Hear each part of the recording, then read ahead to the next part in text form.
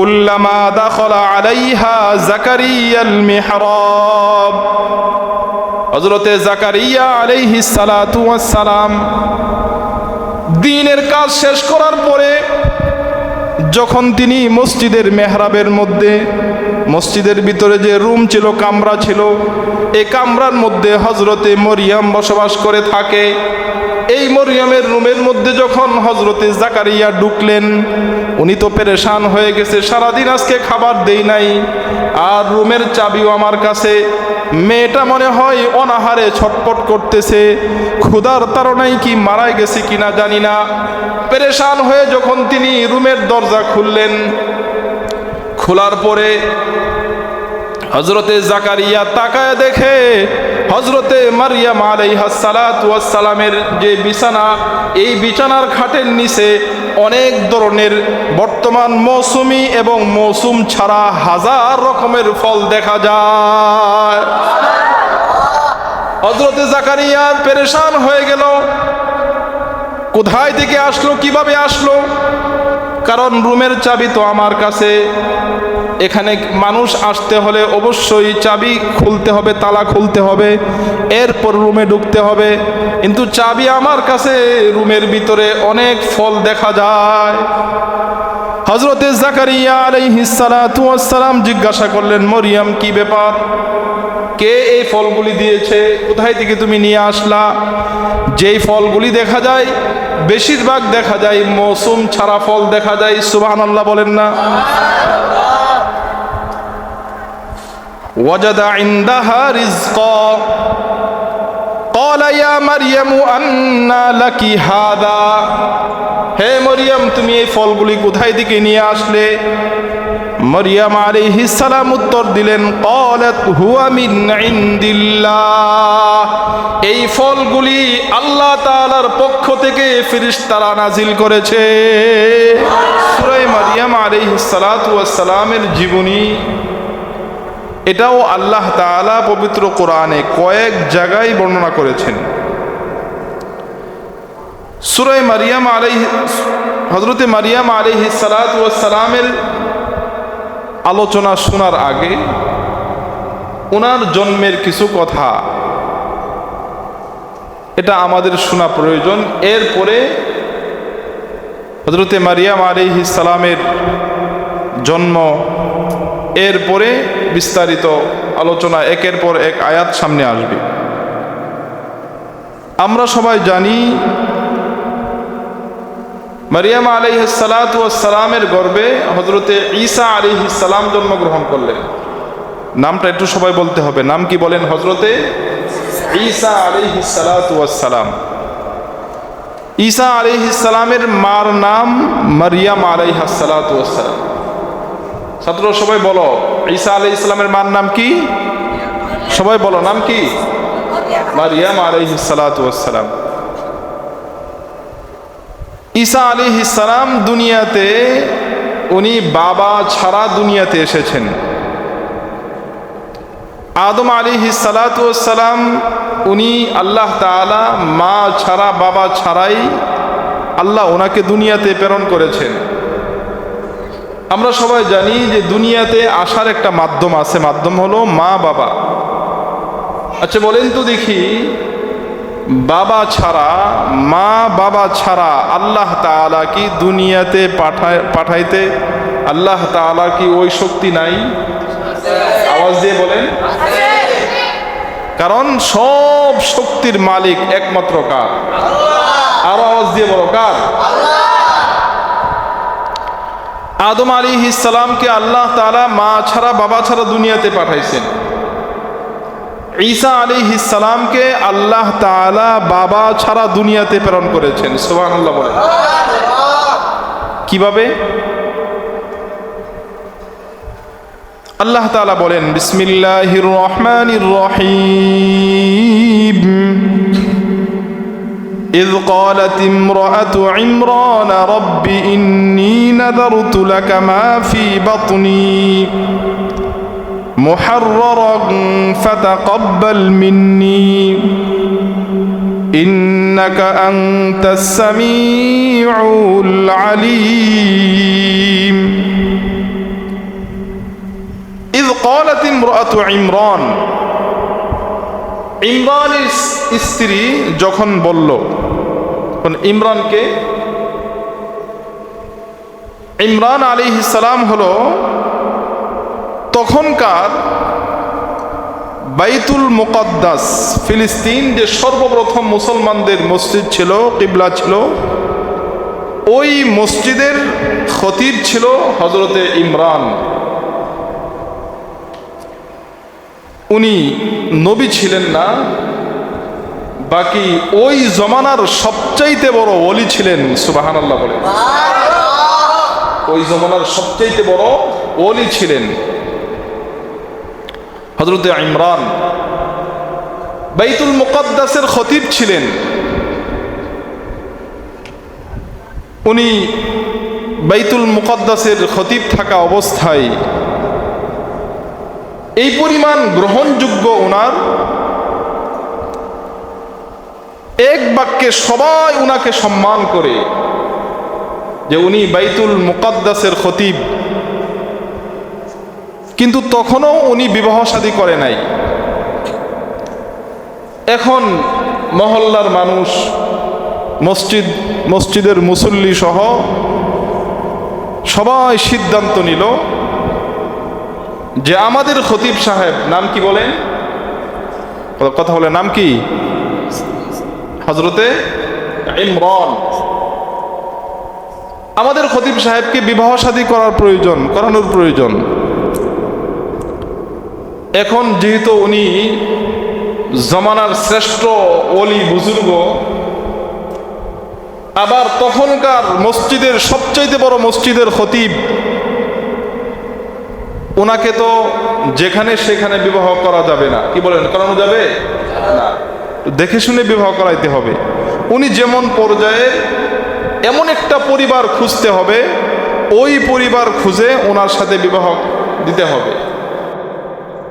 সবাই মিলে বিবাহ শাদী করাবে, একটা পরিবার খুঁজতেছে। এমন খুঁজতে খুঁজতে একটা পরিবার পাইল, মেয়ে পাওয়া গেল। এই মেয়ের নাম হলো হান্নানা। বলেন নাম কি? সবাই বলেন। বিবাহ শাদী করাইলেন। বিবাহ শাদী করার পরে এখন অনেক দিন হয়ে গেছে, দিন যাইতেছে, কিন্তু কোনো সন্তানাদি হইতেছে না। আচ্ছা বলেন তো দেখি, সন্তান হওয়া না হওয়া, এর সন্তান হওয়া বা না হওয়া, ছেলে হওয়া বা মেয়ে হওয়া, এটা একমাত্র কার হাতে? বলেন, আওয়াজ দিয়ে বলেন না, কার হাতে? আল্লাহ। নাকি কোনো মানুষের হাতে, বাবার হাতে, পীরের হাতে? না, এটা একমাত্র আল্লাহর হাতে। আল্লাহ যাকে চান তাকে ছেলে দান করেন, যাকে চান তাকে মেয়ে দান করেন, যাকে চান একাধিক সন্তান দান করেন, যাকে চান আল্লাহ কোনো সন্তান দান করেন না। এটা পুরোটাই কার হাতে? আল্লাহ। অনেক দিন হয়ে গেল, সন্তানাদি হচ্ছে না। আর তখনকার সময়ের নিয়ম ছিল, বাইতুল মুকাদ্দাসের যিনি খতিব হবেন, উনি একটা সময় ছিল, একটা মেয়াদ ছিল, এত বছর পর্যন্ত উনি ফিলিস্তিনের বাইতুল মুকাদ্দাসের খতিবের দায়িত্ব পালন করবে। এরপরে উনি রিটায়ার্ডে চলে যাবে, মানে বেশি দিন করতে পারবেন না। হযরতে ইমরান তিনি রিটায়ার্ডে চলে গেলেন। চলে যাওয়ার পরে বয়স এখনো বার্ধক্যে পৌঁছে নাই, বাকি সন্তানাদি এখনো হয় নাই। উনি পেরেশান হয়ে গেছেন সন্তানের জন্য, সন্তান দরকার। এক পর্যায়ে হযরতে ইমরানের পরে যিনি বাইতুল মুকাদ্দাসের খতিব নিয়োগ হলেন, ওনার নাম হলো হযরতে জাকারিয়া। তিনি নবী ছিলেন, হযরতে জাকারিয়া আলাইহিস সালাতু ওয়াস সালাম। হযরতে জাকারিয়া যখন ফিলিস্তিন বাইতুল মুকাদ্দাসের নতুন খতিব নিয়োগ হলেন, আর হযরতে জাকারিয়া আলাইহিস সালাতু ওয়াস সালাম আগের যে খতিব ছিলেন ওনার শালীর জামাই ছিলেন, অর্থাৎ উনি ওনার যে শ্বশুর বাড়ি এমন একটা পরিবার ছিল, খুব খেয়াল করে শুনবেন, এমন একটা দামি পরিবার যে বড় মেয়েকে বাইতুল মুকদ্দাসের আগের খতিবের কাছে, দ্বিতীয় মেয়েকে বাইতুল মুকদ্দাসের পরের নিয়োগ খতিব যিনি জাকারিয়া খতিবও ছিলেন এবং নবীও ছিলেন, নবীর কাছে ওনার মেয়েকে বিবাহ দিয়েছিল। এই হিসাবে ওনারা আত্মীয়। এখন সন্তানাদি হয় না, কি করবেন? এখন শেষ পর্যন্ত সিদ্ধান্ত হলো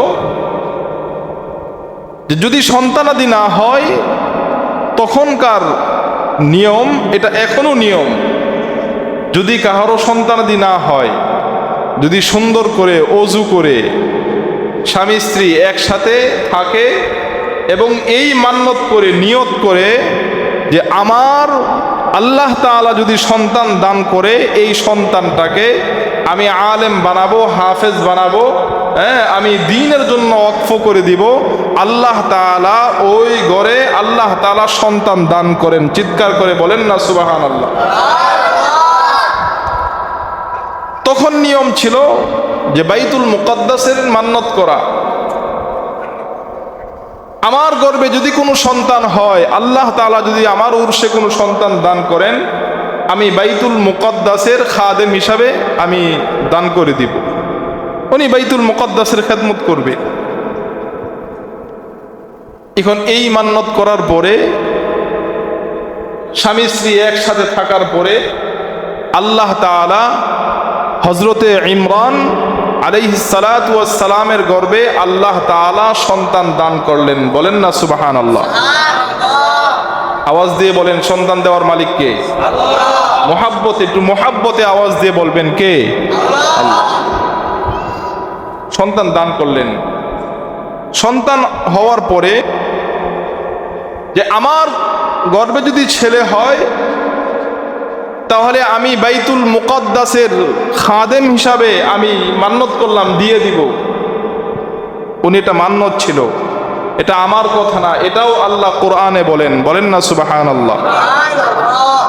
ইন্নী নাযারতু লাকা, আমি মান্যত করেছি তোমার জন্য, মা ফি বাতনি মুহাররারান ফাতাকাব্বাল মিন্নি, যদি আমার গর্ভে আপনি যদি কোনো মুহাররার ছেলে দান করেন, তাহলে আমি এটাকে আপনার জন্য আমি মান্যত করলাম। ফাতাকাব্বাল মিন্নি, অতএব হে আল্লাহ আপনি আমার থেকে কবুল করেন। ইন্নাকা আনতাস সামিউল আলিম। এরপরে যাওয়ার পরে, কিছুদিন যাওয়ার পরে যখন উনি সন্তান প্রসব করলো, ফালাম্মা ওয়াদাআতহা ক্বালাত রব্বি ইন্নী ওয়াদাতুহা উনসা।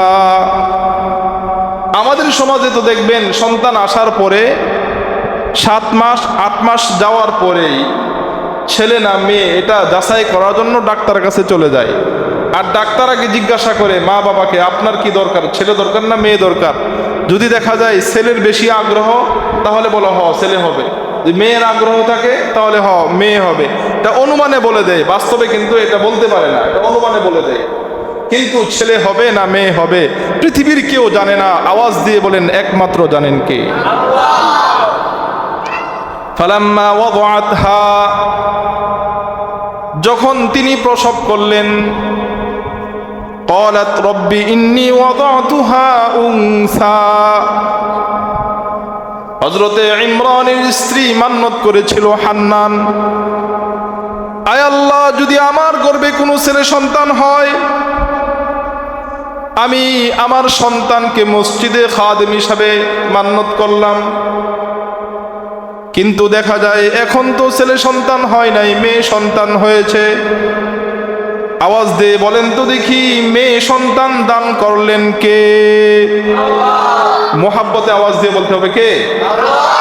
কোরআনের তাফসীর, এটা যদি কোরআনের দিকে তাকায় থাকেন, বুঝেন আর না বুঝেন, এই যে হরফগুলি শুনতেছেন, আল্লাহ তাআলা এর বিনিময়ে আমল নামায় নেকি দিয়ে দিবেন। বসে বসে ঘুমান তা আল্লাহ নেকি দিবে না। আল্লাহ আমাদের সবাইকে বুঝার তৌফিক দান করো, বলেন আমিন। উনি মেয়ে সন্তান ভূমিষ্ঠ করলেন, ওনার গর্ভে মেয়ে হলো। এখন তো ওনারা পেরেশান হয়ে গেছে, কান্নাকাটি করতেছে যে আল্লাহর কাছে চাইলাম ছেলে সন্তান, এখন দীর্ঘদিন পরে একটা মেয়ে হইল। এখন তো মান্যত ছিল মসজিদে আমি দান করব, খাদেম খেদমত করবে, এখন তো ছেলে হয় না, মেয়ে হয়েছে, এখন কি করা? আচ্ছা, হযরতে ইমরান আল্লাহ তাআলা যে ওনাকে মেয়ে দিলেন, দীর্ঘদিন যাবৎ তিনি মান্যত করলেন, ছেলে সন্তান চাইলেন, আল্লাহ যে মেয়ে দিলেন এটা কি আল্লাহ জানেন না? কথা বলে না। আল্লাহ বলেন ওয়াল্লাহু আ'লামু বিমা ওয়াদাআত। আল্লাহ ডাক দিয়ে বলে, ও ইমরান হান্নান, আমি জানি আমি কি তোমাকে দান করেছি, এটা আমি জানি। তোমাদের কান্নার কোনো কারণ নাই, তোমাদের পেরেশানির কারণ নাই। আমি যে তোমাকে মেয়ে দান করলাম, কন্যা সন্তান দান করলাম, এই মেয়েটা দুনিয়ার কোনো মেয়ের মতো না। আল্লাহ তাআলা বলেন ওয়ালাইসা যাকারু কাল উনসা, অন্যান্য ছেলেদের মতো মেয়েটা না। এই মেয়েটা, আমি এমন একটা মেয়ে তোমাকে দান করলাম, পৃথিবীর কোনো মেয়ে মসজিদের খেদমত করতে পারে না, কিন্তু আমি তোমাকে যে মেয়েটা দান করলাম, এই মেয়ের দ্বারা আমি আমার মসজিদের খাদেম খেদমত করাবো। বলেন না সুবহানাল্লাহ। আল্লাহ বলতেছেন এই মেয়েটা অন্যান্য মানুষের মতো না, এটা ভিন্ন, এর দাম অনেক বেশি। এই কথা শোনার পরে মা বাবা তো অনেক খুশি হয়ে গেছে, সুবহানাল্লাহ বলেন না, অনেক খুশি হয়ে গেছে। এখন সন্তান হয়েছে, এখন তো নাম রাখতে হবে। মা বাবা পেরেশান হয়ে গেছে নাম রাখার জন্যে। আল্লাহ তাআলা ডাক দিয়ে বলেন, ও ইমরান, ইমরানের স্ত্রী হান্না, পেরেশানির কারণ নাই, আমি আল্লাহ তোমার এর মেয়ের নাম রাখলাম মারিয়াম। বলেন না সুবহানাল্লাহ। আল্লাহ বলেন ওয়া ইন্নী সাম্মাইতুহা মারিয়াম। আল্লাহ ডাক দিয়ে বলে আমি তার নাম রাখলাম মারিয়াম। এখন মারিয়াম, আল্লাহ তাআলা নাম রাখলেন মারিয়াম।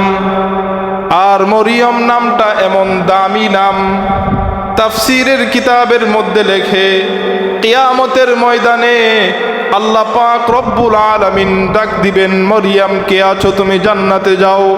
মারিয়াম নামে যত মহিলা আছে সবাই দাঁড়িয়ে যাবে। আল্লাহ বলবে আমি তো তোমাদেরকে ডাকি না, আমি তাকে ডাক দিয়েছি। ওই সমস্ত মেয়েরা ডাক দিয়ে বলবে, মালিক যখন মরিয়াম বলে ডাক দিয়েছ, দিলের মধ্যে প্রশান্তি, দিলের মধ্যে আশা, এই জন্যে আমরা এসেছি। আল্লাহ বলবে যাও যাও, মরিয়ম নামের উসিলায় তোমাদের সবাইকে মাফ করে দিলাম।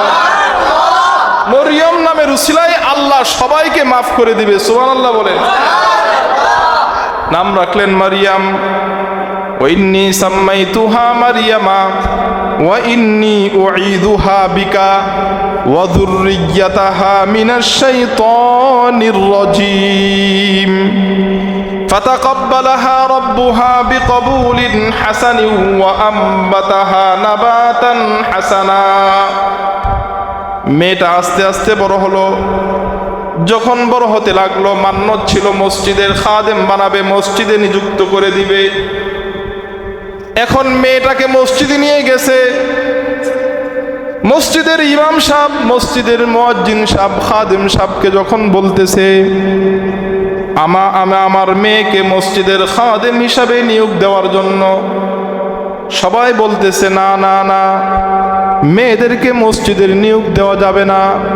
কি বলেন, মেয়েদেরকে মসজিদে নিয়োগ দেওয়া যাবে? কথা বুঝেন না আমার নাকি? মেয়েদেরকে কি মসজিদে নিয়োগ দিবেন? একজন মেয়ে যদি বলে আমাকে মসজিদের খাদেম নিয়োগ দেন, নিয়োগ দিবেন? যদি বলে মসজিদের মুয়াজ্জিনে আজান দিবে, নিয়োগ দিবেন? কেন? যে মেয়ে মানুষ মসজিদের খাদেম হতে পারে না, মুয়াজ্জিন হতে পারে না, ইমাম হতে পারবে? কথা বলে না। খতিব হতে পারবে? মহিলা মেয়ে জাতি মসজিদের খাদেম হতে পারবে না, মুয়াজ্জিন হতে পারবে না, ইমাম হতে পারবে না, খতিব হতে পারবে না, তাহলে মনে হয় চেয়ারম্যান, মেম্বার আর প্রধানমন্ত্রী হতে পারবে? কথা বলেন, হতে পারবে?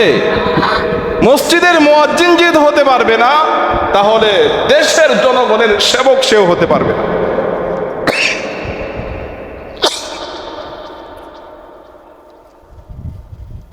আল্লাহ আমাদের সবাইকে বোঝার তৌফিক দান করে, বলেন আমিন। যে ঘরে মহিলার হাতে সবকিছুই থাকে, মাতব্বরি থাকে, এই ঘরের মতো অশান্তি আর দুনিয়ার কোনো ঘরে নাই। কথা বলেন না কেন? ঘরের নেতৃত্ব থাকবে পুরুষের হাতে। এখন তো যখন মেয়েকে নিয়ে আসলো, মারিয়ামকে নিয়ে আসলো মসজিদে, সবাই বলতেছে না মেয়েদেরকে রাখা যাবে না।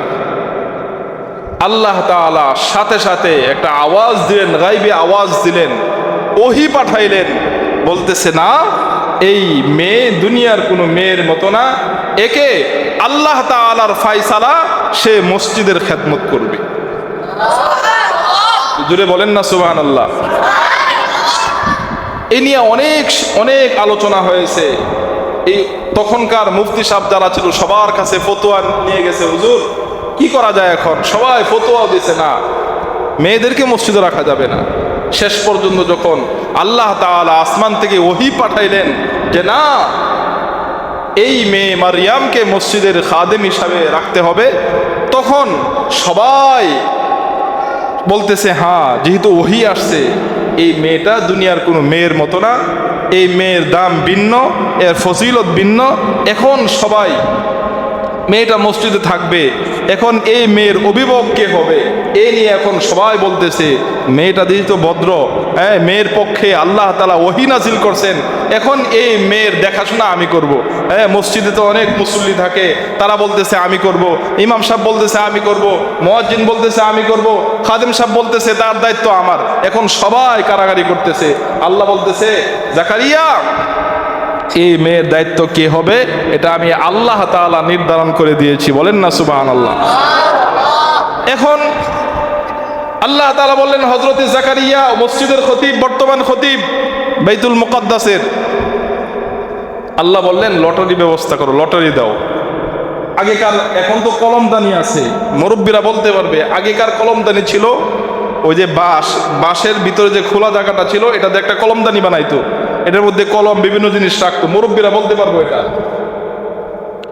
যে বাঁশের কারোর পরে যে কলমদানির মতো, যে কলমের নিচে এই মরিয়মের নামটা লেখো, লেখার পরে এক জাতের অনেকগুলি কলম, এক কালার অনেকগুলি কলম এটার মধ্যে দাও, দেওয়ার পরে যার নাম, যে কলমটা তুলবে, যে কলমের নিচে মরিয়ম লেখা আছে, সে মরিয়মের লালন পালনের দায়িত্ব বহন করবে, এছাড়া কেউ নিতে পারবে না। আর আল্লাহ তাআলা হযরতে জাকারিয়া আলাইহিস সালামের কানে কানে বলে দিলেন, জাকারিয়া তুমি এত তাড়াহুড়া করো না, এই মেয়ের দায়িত্ব তুমি পালন করবে। সুবহানাল্লাহ। বলেন না মিয়া সুবহানাল্লাহ। লটারি দিলেন, লটারি দেওয়ার পরে একে একে সবাই কলম তুললো। একবারে শেষে যে কলমটা ছিল, এই কলমটা জাকারিয়া আলাইহিস সালাম যখন তুললেন, ওই কলমের নিচে হযরতে মারিয়ামের নাম লেখা ছিল। সুবহানাল্লাহ। এখন সবাই বলতেছে না এই লটারি আবার দিতে হবে, তখন আবার লটারি দিল। এই আবার দ্বিতীয়বার দেওয়ার পরে হযরতে জাকারিয়া আলাইহিস সালামের ভাগ্যে আসলো, তারা বলতেছে আবার দিতে হবে। তিনবার লটারি দেওয়ার পরে তিনবারও হযরতে জাকারিয়া আলাইহিস সালামের নাম বাসলো। জাকারিয়া আলাইহিস সালামের কাছে তখন তিনি লালিত পালিত হইতেছেন। আবার এই দিক থেকে হযরতে ইমরান জাকারিয়া আত্মীয়, জাকারিয়া আলাইহিস সালাম বললেন যেটা খুব সুন্দর হয়েছে। কেন? যে আমার পরিবার, আমার ঘরে যে পরিবার, এটা তো তার খালাম্মা হয়, অর্থাৎ তার মার বোন আমার ঘরে, এত সমস্যা নাই, সুন্দর হয়। আস্তে আস্তে বড় হইতেছে। বড় হওয়ার পরে এটাও আল্লাহ বলেন, ফাতাকাব্বালাহা রাব্বুহা বিকবুলিন হাসানিন ওয়া আমবাতাহা নাবাতান হাসানা ওয়া কাফফালাহা জাকারিয়া। আল্লাহ তাআলা বলেন, আমি জাকারিয়ার তত্ত্বাবধানে মরিয়মকে দিয়ে দিলাম। জাকারিয়া আলাইহিস সালাম লালন পালন করতেছেন, খুব খেয়াল করে শুনবেন। যখন জাকারিয়া আলাইহিস সালাম লালন পালন করতেছেন, সামান্য যখন হাঁটতে পারে, চলতে পারে, যেহেতু মান্নত করা মসজিদে, উনি ওনার খালুর সাথে, জাকারিয়া আলাইহিস সালাম ওনার খালু হয়, ওনার খালুর সাথে মসজিদে আসতেছেন। আসার পরে মাঝে মধ্যে উনি ঝাড়ু দেন, যেহেতু খাদিম হিসাবে মান্নত করা। যখন আস্তে আস্তে বড় হইলেন, জাকারিয়া আলাইহিস সালাম চিন্তা করলেন, যেহেতু মান্নত করা মসজিদে, মসজিদের কোণার মধ্যে ওনার জন্য একটা রুম বানায় দিলেন। হযরতে মারিয়াম আলাইহিস সালাম উনি ওই মসজিদের কোণার রুমের মধ্যে থাকেন, মেহরাব বলে এটাকে, মেহরাবের মধ্যে থাকেন। উনি যখন নামাজের শেষে বের হয়ে যান, ইমাম সাহেব মসজিদের মূল গেটে তালা মারা রাখে। আবার যখন নামাজে আসে, বাসা থেকে খাবার নিয়ে আসে বাটি দিয়া, উনি খাবার ভিতরে দিয়ে দেয়। নবীদের তো দায়িত্ব তো অনেক বেশি, নবীদের চিন্তা অনেক বেশি, উম্মতের ফিকির অনেক বেশি। এইভাবে উনি খাবার মসজিদে দিয়ে যান। হযরতে মারিয়াম আলাইহিস সালাতু ওয়াস সালাম মসজিদে তিনি আস্তে আস্তে বড় হইতেছেন। একদিন হযরতে জাকারিয়া আলাইহিস সালাম উনি দ্বীনের দাওয়াত নিয়ে বের হয়ে গেছেন। যাইতে যাইতে এমন একটা মহল্লায় গেছেন, যাওয়ার পরে যখন তিনি ওই মহল্লার মানুষদেরকে ঈমানের দাওয়াত দিতেছেন, এই মহল্লার সবাই বলতেছে যে আমাদের মহল্লার যিনি সর্দার, উনি একটা জায়গায় গেছেন, উনি আসুক, আপনি একটু অপেক্ষা করেন, উনি যদি মুসলমান হয় আমরা সবাই মুসলমান হয়ে যাব। এখন ওনার জন্য অপেক্ষা করতেছে। অপেক্ষা করতে করতে সারাদিন চলে গেছে। যাওয়ার পরে উনি তো চিন্তা করতেছে, ঘরের মসজিদের মধ্যে তো মরিয়াম, তার খাবারটা দিতে হবে, তার খাবার মনে দেরি হয়ে যাইতেছে। এদিক থেকে দিনের কাজের, দাওয়াতের কাজে উনি ব্যস্ত, আসতে পারতেছেন না। শেষ পর্যায়ে সারাদিন অতিবাহিত হওয়ার পরে, চাবি তো উনার কাছে, মসজিদের মূল চাবি উনার কাছে, রুমের চাবি উনার কাছে, উনি ছাড়া রুম কেউ খুলতে পারবে না, যেহেতু উনি মসজিদের দায়িত্ব, খতিব, রুমের চাবি উনার কাছে। এখন তো উনার চিন্তা, উনাকে খাবার দিতে হবে, উনি যদি খাবার না খায় তাহলে মেয়েটা তো মারা যাইতে পারে। উনি একটা পেরেশান হয়ে গেছে। উনি দ্বীনের দাওয়াত কাজ শেষ করার পরে যখন উনি রুমে আসলেন, জাকারিয়ার মরিয়াম আলাইহিস সালামের রুমে যখন আসলেন, আল্লাহ তাআলা কোরআনে বলেন, দেখেন, কুল্লামা দাখালা আলাইহা জাকারিয়াল মিহরাব।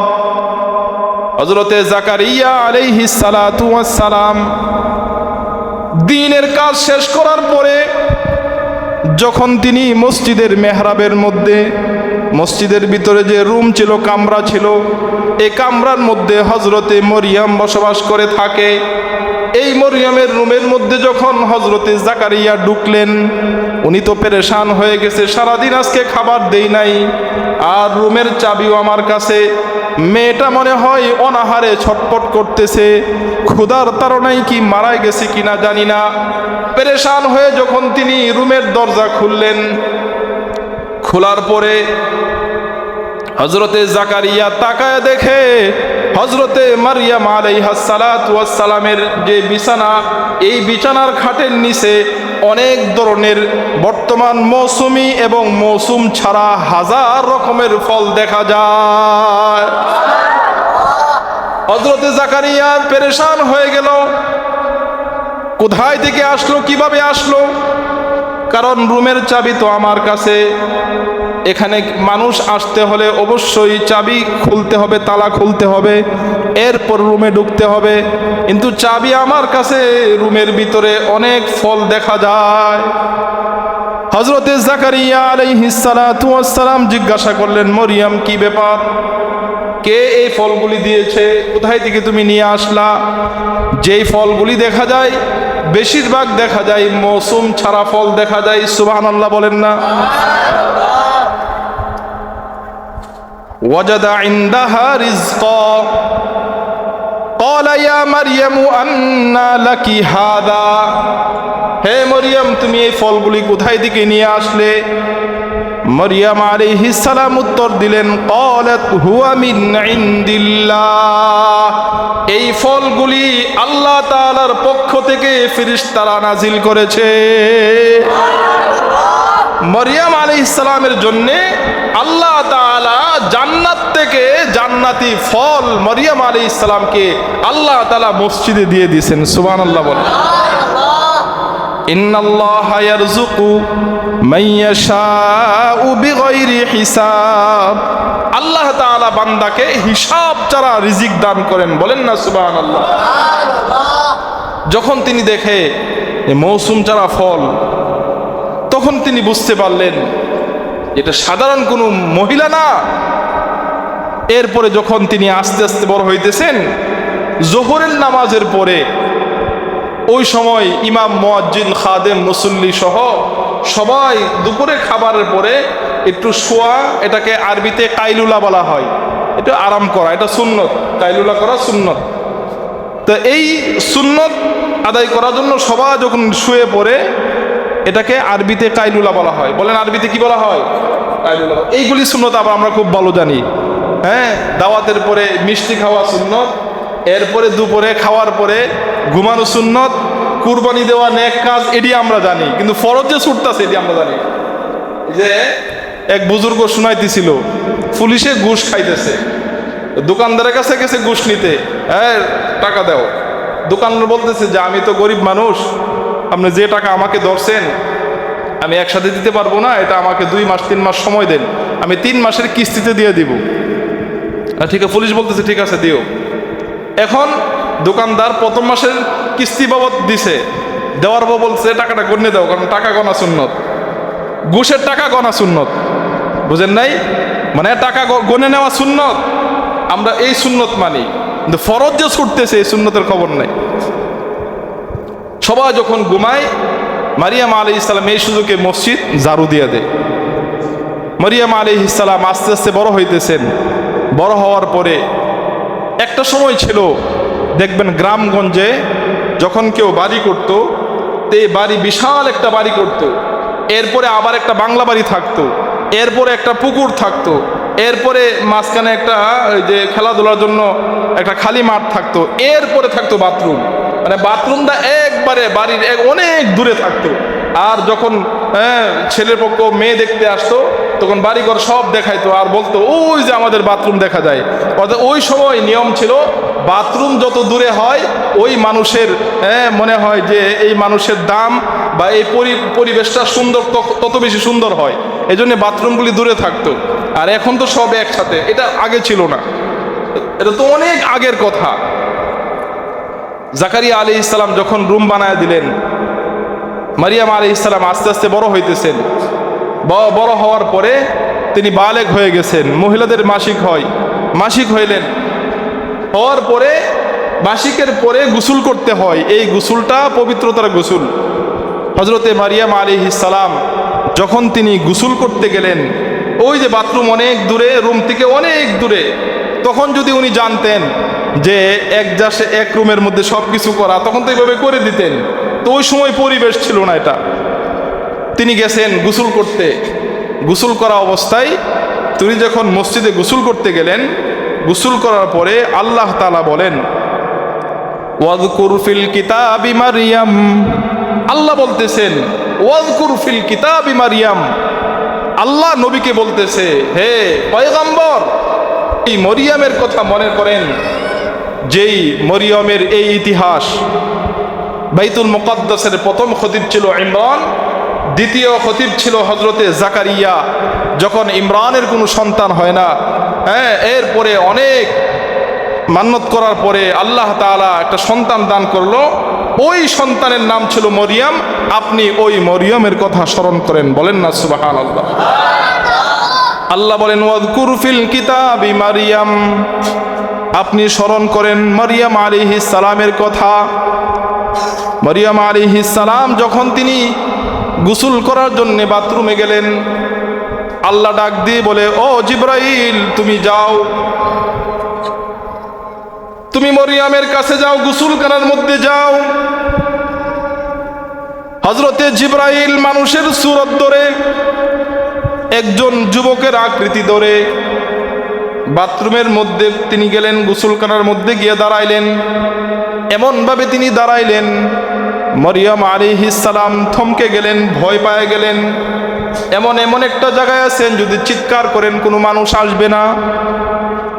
মরিয়ম আলাইহিস সালাতু ওয়াস সালাম জিজ্ঞাসা করতেছে, আপনি কে, কেন আপনি এসেছেন? আল্লাহ তাআলা বলেন ওয়াযকুর ফিল কিতাবি মারিয়াম ইদিন তাবাদাত মিন আহলিহা মাকানান শারকিয়্যা ফাত্তাখাযাত মিন দুনিহিম হিজাবা ফাআরসালনা ইলাইহা রূহানা ফাতামাসসালা লাহা বাশারান সাওয়িয়্যা। আল্লাহ বলতেছে, জিবরাইল তুমি মানুষের সূরত ধরে যাও, গিয়া সেখানে যাও।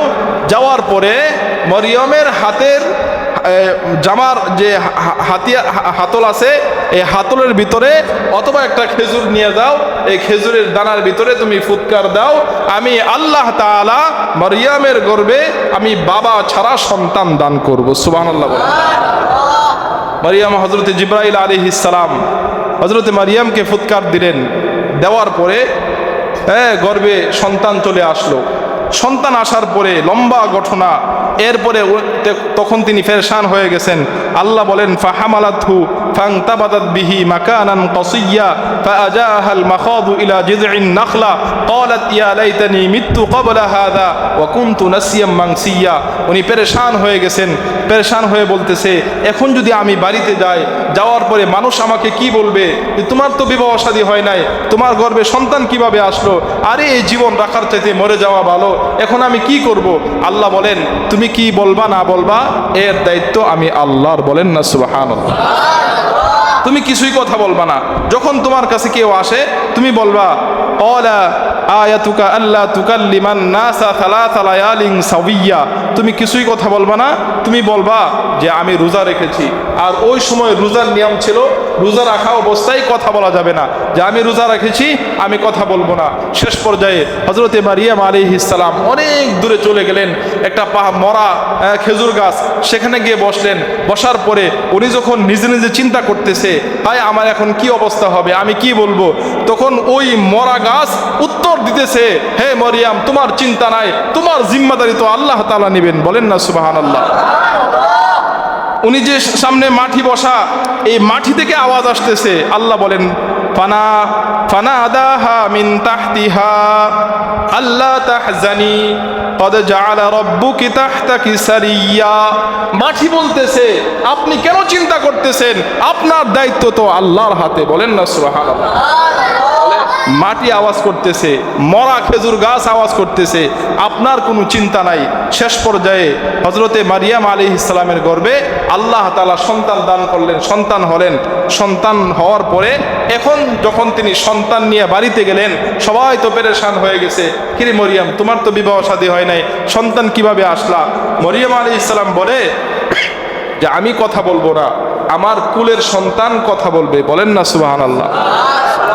আল্লাহ বলেন ইয়া উখতা হারুন মা কানা আবুকি ইমরাআ সাউইন ওয়া মা কানাত উম্মুকি বাগিয়্যা ফাআশারাত ইলাইহি। উনি ওনার সন্তানের দিকে ইশারা করলেন। ক্বালু, এলাকার মানুষ বলতেছে কাইফা নুকাল্লিমু মান কানা ফিল মাহদি সাবিয়্যা। কুলের একটা সন্তান এটা কিভাবে কথা বলবে, এত কথা বলার সময় হয় নাই। তখন ওই কুলের সন্তানটা বলতেছে ক্বালা ইন্নী আবদুল্লাহ। হে সমাজের মানুষ শুনো, আমি আল্লাহর পক্ষ থেকে একজন প্রেরিত বান্দা, বলেন না সুবহানাল্লাহ। কুলের সন্তান কথা বলতেছে, তাও কি আরো বলে আতানিয়াল কিতাবা ওয়া জাআলানি নাবিয়্যা।